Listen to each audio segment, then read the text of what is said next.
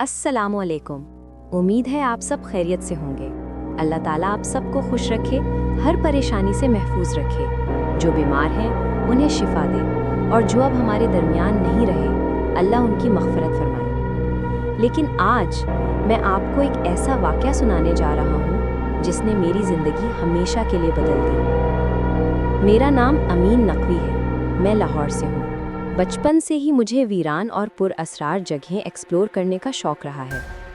2016 में एक सफ़र के दौरान मैंने एक ऐसा रास्ता इख्तियार किया जिस पर लोग दिन के उजाले में भी गुजरने से डरते थे। मैं अपनी बीवी के साथ गवादर की तरफ निकला था। रात का वक्त था, हर तरफ सन्नाटा, कोई इंसान तक नज़र नहीं आ रहा था। सिर्फ वीरान सड़कें, ऊंची चट्टानें और ऐसा एहसास जैसे कोई हमें घूर रहा हो।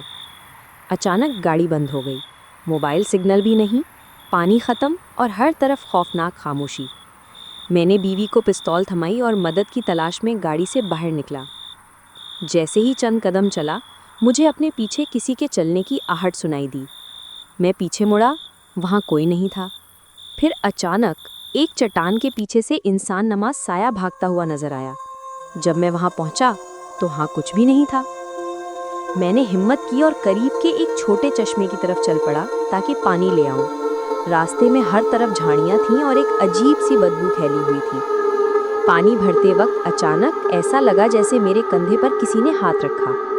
मैं तेज़ी से पलटा, लेकिन वहाँ कोई नहीं था। जब वापस गाड़ी के पास पहुँचा तो मेरा दिल दहल गया। मेरी बीवी गाड़ी के अंदर बेहोश पड़ी थी और गाड़ी के शीशे पर अंदर से किसी के पंजों के निशानात बने हुए थे। मैंने फ़ौरन दरवाज़ा खोला, उसे होश में लाया और अल्लाह का नाम लेकर गाड़ी स्टार्ट की। हैरत अंगेज़ तौर पर गाड़ी फ़ौरन स्टार्ट हो गई, जैसे कुछ हुआ ही न हो।